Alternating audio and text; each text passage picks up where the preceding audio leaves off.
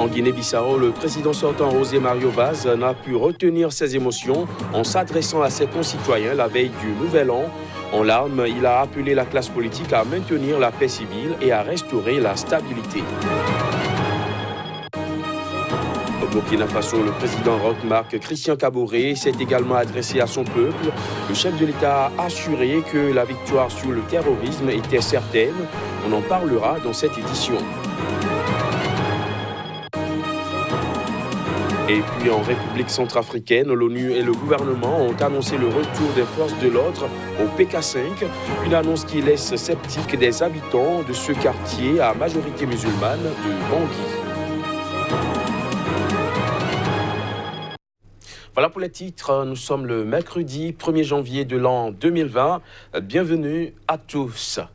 Les larmes du président sortant de la Guinée-Bissau en s'adressant à ses concitoyens la veille du Nouvel An, José Mario Vaz n'a pu retenir ses émotions. Il a appelé la classe politique à maintenir la paix civile et à restaurer la stabilité dans le pays. Voici les images.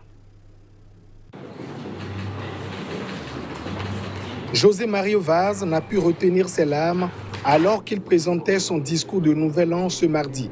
Le président sortant de la Guinée-Bissau s'adressait à ses concitoyens la veille de la proclamation des résultats du second tour de la présidentielle. Nous écrirons une nouvelle page de l'histoire de notre démocratie le jour de la cérémonie d'inauguration du nouveau président de la République en transférant la bannière présidentielle, un fait sans précédent 46 ans après l'indépendance, a dit le président Vaz, élu en 2014. Il est le premier chef de l'État depuis l'instauration du pluralisme à terminer son mandat sans être destitué ou assassiné. En larmes à la fin de son discours, il a appelé au calme en attendant les résultats définitifs du second tour de la présidentielle de dimanche qui doivent être annoncés ce mercredi par la Commission électorale nationale. Vaz, dont le mandat de 5 ans a été marqué par un bras de fer incessant, avec son ancienne formation, le Parti africain pour l'indépendance de la Guinée et du Cap-Vert, le PAIGC, n'a terminé qu'en 4e position lors du premier tour fin novembre. Il a apporté son soutien pour le second tour à un dissident du PAIGC,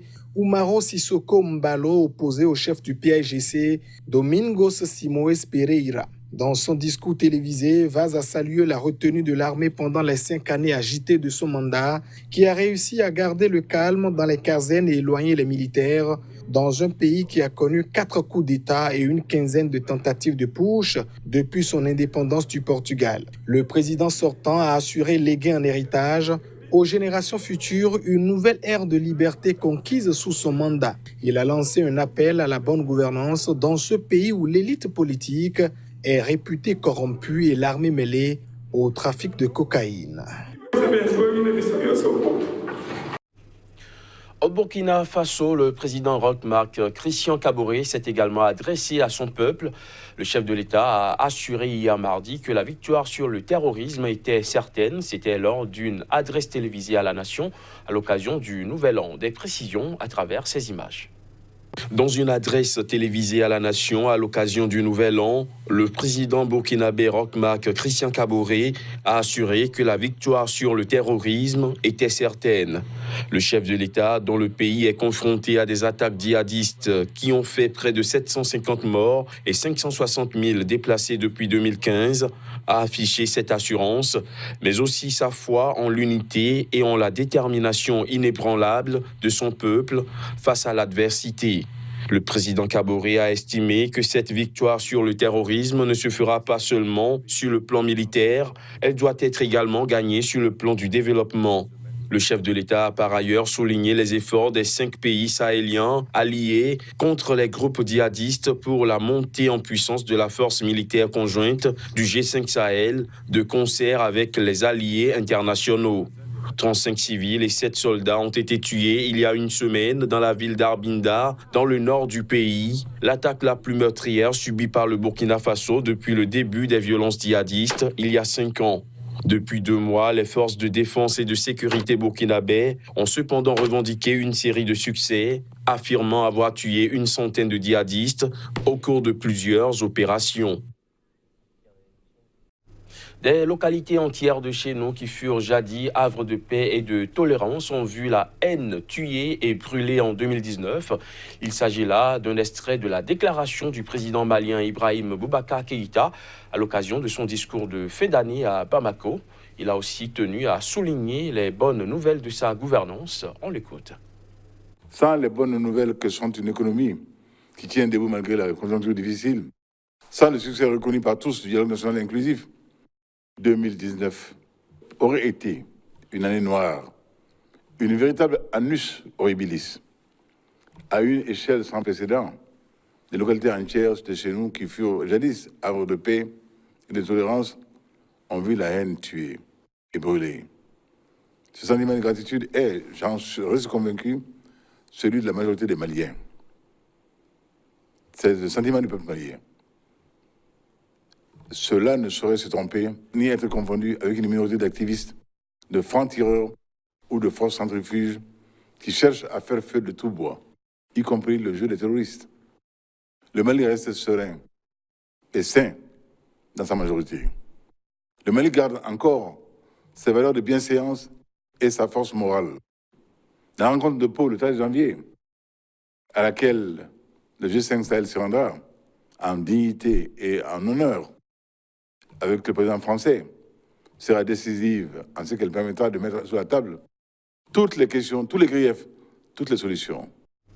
En bref, en Côte d'Ivoire, le président Alassane Ouattara a pour sa part promis une année électorale paisible en 2020. C'était lors de sa traditionnelle allocution diffusée sur la télévision publique. Le chef de l'État a exhorté tous les acteurs de la vie politique ivoirienne à faire preuve de responsabilité en préservant la paix. Répétant des propos déjà tenus samedi dernier, le président Ouattara a martelé qu'aucune tentative de déstabilisation ne pourra prospérer et que nul n'est au-dessus de la loi, quel que soit son statut. Le président ivoirien a fait son discours en même temps que deux opposants, l'ancien président Henri Konan Bédié et l'ancien premier ministre et président de l'Assemblée nationale Guillaume Soro, qui ont dénoncé les atteintes du régime à la démocratie. Restons en Côte d'Ivoire où les réactions se multiplient après la condamnation de Charles Blé Goudé par contumace à 20 ans de prison. Le parti de l'ex-chef des jeunes patriotes ivoiriens a dénoncé sa condamnation par la justice ivoirienne. Voici les détails. Charles Blé Goudé, qui séjourne toujours à La Haye en attente de la suite de la procédure devant la Cour pénale internationale, a été condamné par la justice ivoirienne par contumace à 20 ans de prison, 10 ans de privation de ses droits civiques, 200 millions de francs CFA de dommages et intérêts à verser aux victimes. Le tribunal a en outre délivré un mandat d'arrêt contre lui. Le COJEP, le parti politique dont Blé Goudé est le président, estime que le pouvoir joue un jeu dangereux. Ne peut pas juger Charles Blé Goudé une seconde fois, après qu'il ait été jugé à la CPI, blanchi, acquitté. Donc nous pensons que la Côte d'Ivoire, le pouvoir Ouattara, veut écarter au maximum Charles Blé Goudé. L'empêcher de revenir en Côte d'Ivoire pour faire la politique. Le pouvoir ivoirien, en réalité, ne veut pas aller à la paix et à la réconciliation. Sinon, comment écarter un acteur de paix et de réconciliation? Donc c'est une volonté manifeste qui se traduit, qui transparaît clairement à travers cette décision de condamnation. Que le pouvoir d'Abidjan, au lieu de tout mettre en œuvre pour créer les conditions d'une élection apaisée, dans des conditions apaisées, dans des conditions de quiétude, nous pensons que le pouvoir d'Abidjan crée au contraire une atmosphère préélectorale tendue.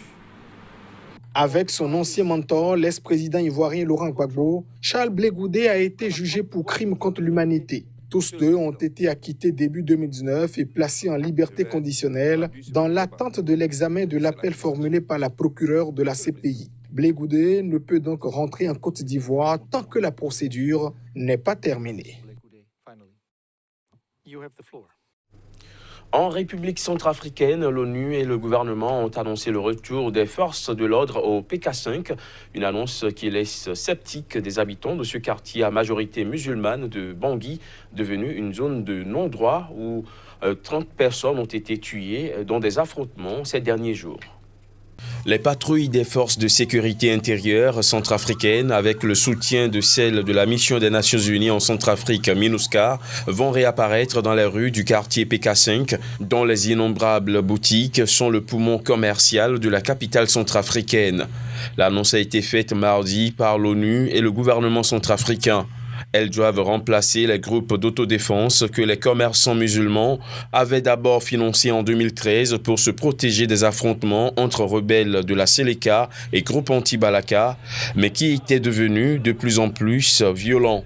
Excédés par le racket mis en place par ces groupes, les commerçants avaient pris eux-mêmes les armes le 26 décembre dernier. Les affrontements avaient fait plus de 30 morts, selon la Croix-Rouge. D'après des témoins, la révolte des commerçants a eu l'effet voulu. Les groupes d'autodéfense sont cloisonnés chez eux et ils demandent la protection de la MINUSCA contre les commerçants. Dans les rues du PK5, un calme fragile est revenu et les marchés ont rouvert malgré la destruction de nombreuses boutiques. Mais le syndicat des commerçants reste circonspect, même si certains habitants veulent voir dans cette annonce du retour des forces de l'ordre au PK5 un grand pas en avant. Les pays membres de la Ligue arabe ont tenu une rencontre urgente hier mardi au Caire. À l'ordre du jour, l'ingérence en Libye. La signature de 2 accords par le gouvernement d'union nationale avec la Turquie fait redouter l'escalade de la violence dans ce pays. Reportage. La Ligue arabe a souligné, à l'issue d'une réunion urgente mardi à la demande du Caire, la nécessité d'empêcher les ingérences en Libye, où le gouvernement de Tripoli a signé 2 accords avec Ankara, dont l'un porte sur la coopération militaire. Dans une résolution adoptée par les délégués permanents réunis au siège de la Ligue arabe au Caire, l'organisation a dit son refus et souligné la nécessité d'empêcher toute ingérence qui puisse contribuer à faciliter la venue en Libye de combattants extrémistes terroristes étrangers.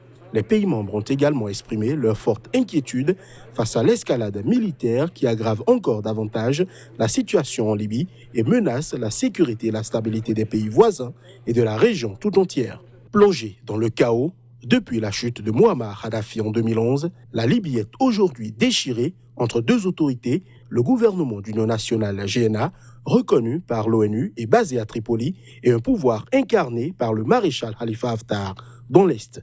Le maréchal Haftar a lancé début avril une offensive pour conquérir la capitale et annoncé le 12 décembre le début d'une nouvelle bataille décisive pour s'emparer de Tripoli. Il est soutenu par l'Égypte, les Émirats arabes unis et la Russie.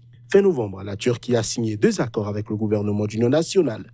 L'un porte sur la coopération militaire et l'aide que la Turquie pourrait apporter au GNA dans sa lutte contre les troupes du maréchal Haftar.